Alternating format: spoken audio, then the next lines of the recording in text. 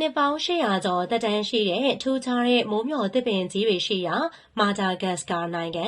ပရိသတ်များအားလုံးပဲမင်္ဂလာပါရှင် Top Magazine ကနေပြီးတော့ပြန်လည်ကြိုဆိုလိုက်ပါတယ်ဒီနေ့မှာတော့ထူးခြားတဲ့ဘောက်ဘက်ပင်ကြီးတွေရှိရာမာဒါဂတ်စကာနိုင်ငံအကြောင်းကိုတင်ဆက်ပေးတော့မှာပဲဖြစ်ပါတယ်မြေကြီးတွေကနေအမြင့်တွေထိုးထွက်နေသလားဒါမှမဟုတ်ကောင်းကင်ကိုတိုင်ထိုးထားသလားထင်ရလောက်တဲ့ဒီထူးဆန်းတဲ့သစ်ပင်ကြီးတွေကိုပရိသတ်တို့မြင်ဘူးပါသလားရှင်ကမ္ဘာမြေပေါ်မှာစိတ်ကူးရင်ဆန်ပြီးတော့အံ့ဩစရာကောင်းတဲ့သဘာဝအလှတရားတွေထဲကတစ်ခုဖြစ်တဲ့ဘောက်ဖက်သစ်ပင်တွေရှိရာကျွန်းနိုင်ငံကြီးပဲဖြစ်ပါတယ်အာရှတိုက်ရဲ့အရှေ့ဘက်အိန္ဒိယသမုဒ္ဒရာထဲမှာလျှို့ဝှက်ချက်တွေပြည့်နေတဲ့မာဒါဂတ်စကာလို့ခေါ်တဲ့ကျွန်းနိုင်ငံတစ်ခုတည်ရှိပါတယ်ဒီကျွန်းက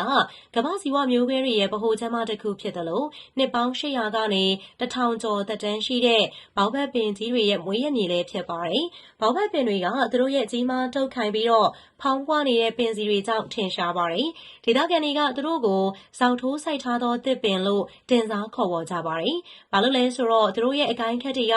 အမြင့်တွေကိုကောင်းကင်ပေါ်ထောင်ပြထားသလိုပုံစံရှိလို့ပါပဲ။သူတို့ရဲ့အသက်ရှည်ခြင်းနဲ့ရှင်သန်နိုင်စွမ်းရဲ့လျှို့ဝှက်ချက်က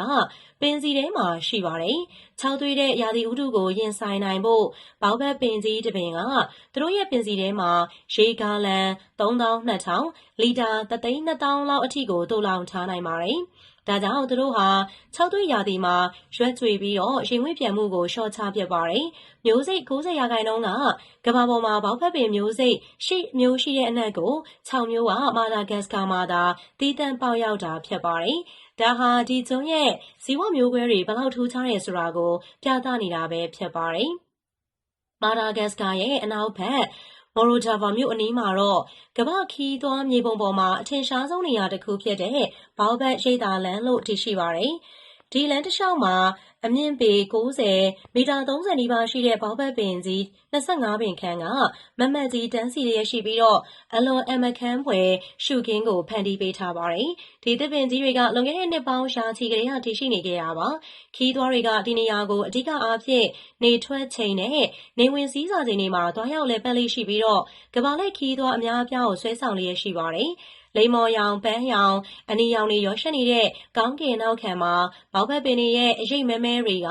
အသက်ဝင်တဲ့ပကြီးကတစ်ချက်အလားချင်မှန်းစေပါတယ်။အနီးနားမှာတော့ဘောက်ဘက်ပင်နှစ်ပင်ကတစ်ပင်နဲ့တစ်ပင်ရစ်ပတ်ပူးကပ်ပြီးတော့ပေါက်ရောက်နေတဲ့ချစ်သူဘောက်ဘက်လို့အမည်ပေးထားတဲ့သဘာဝအလားတရားတစ်ခုကိုလည်းတွေ့မြင်နိုင်ပါသေးတယ်။မာဒါဂတ်စကာဒေသခံတွေအတွက်ဘောက်ဘက်ကတာမန်သစ်ပင်တစ်ပင်မဟုတ်ပါဘူး။ဒဏ္ဍာရီအရဖျားသခင်ကဘောက်ဘက်ကိုဖန်တီးပြီးတဲ့နောက်သူဟာတခြားအပင်တွေလိုပဲအမြင့်တွေကိုကောင်းကင်ကိုမြှောက်ပြီးတော့လှပတဲ့အကိုင်းခက်တွေမြေကြီးပေါ်ပြန်ကားနေတာကိုမကျေနပ်လို့ညှဉ်းညူခဲ့ပါတယ်။ဒါကြောင့်ဒေါသထွက်တဲ့ဘုရားသခင်ကသူ့ကိုနှုတ်ပြီးတော့ဇောက်ထိုးလှန်က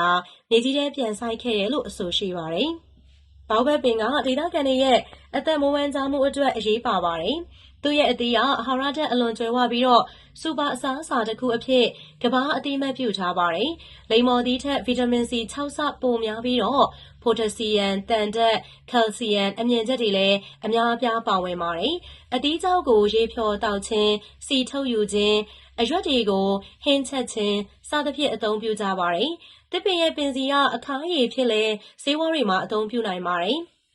ဘောက်ဘက်ပင်ကြီးတွေကမာဒါဂတ်စကာရဲ့တည်တံ့မျိုးစိတ်ဖြစ်တဲ့လီမာအပါအဝင်တိရစ္ဆာန်မျိုးစိတ်များစွာအတွက်အရေးပါတဲ့ခိုလုံရာနဲ့အစာရေစာရင်းမြစ်ကိုလည်းပေးစွမ်းပါတယ်။နှစ်ပေါင်းများစွာရှင်သန်လာခဲ့တဲ့ဒီအံ့ဩဖွယ်သစ်ပင်ကြီးတွေကဒီကနေ့ခေတ်မှာတော့သစ်တောပြုန်းတီးမှုကိုရင်ဆိုင်နေရပါတယ်။လေယာဉ်မြေတိုးချဲ့ခြင်းသစ်ပင်ခုတ်ခြင်းတွေကြောင့်သူတို့ရဲ့သဘာဝနေရက်မြေတွေပျက်စီးလာပါတယ်။ကံကောင်းထောင်းမစွာနဲ့နိုင်ငံတကာအဖွဲ့အစည်းတွေနဲ့မာဒါဂတ်စကာဆိုရဟာဒီဘောက်ဘက်ပင်တွေကိုကာကွယ်ထိန်းသိမ်းဖို့ကြိုးစားနေကြပြီးတော့ Avenue of the Borobax ကိုလည်းနိုင်ငံတော်သဘာဝအမွေအနှစ်အဖြစ်တရားဝင်အသိအမှတ်ပြုဖို့ဆောင်ရွက်နေပါတယ်။ဘောက်ဘက်ပင်တွေကမာဒါဂတ်စကာရဲ့ထူးခြားတဲ့သဘာဝအမွေနဲ့အစွမ်းထက်တဲ့ရှင်သန်နိုင်စွမ်းနဲ့နှစ်ပေါင်းများစွာကြာရှည်တည်တံ့မှုရဲ့သင်္ကေတပဲဖြစ်ပါတယ်။သူတို့ရဲ့အသက်ရှည်ခြင်းကနေကမ္ဘာကြီးကိုချစ်မြတ်နိုးဖို့သဘာဝတရားကိုထိန်းသိမ်းစောင့်ရှောက်ဖို့ကျွန်တော်တို့အမြဲတမ်းသတိပေးနေမှာပဲဖြစ်ပါတယ်။အဆုံးထိကြည့်ရှုပေးတဲ့အတွက်ပရိသတ်တဦးတစ်ယောက်ချင်းစီတိုင်းကိုအထူးပဲကျေးဇူးတင်ရှိပါတယ်ရှင်။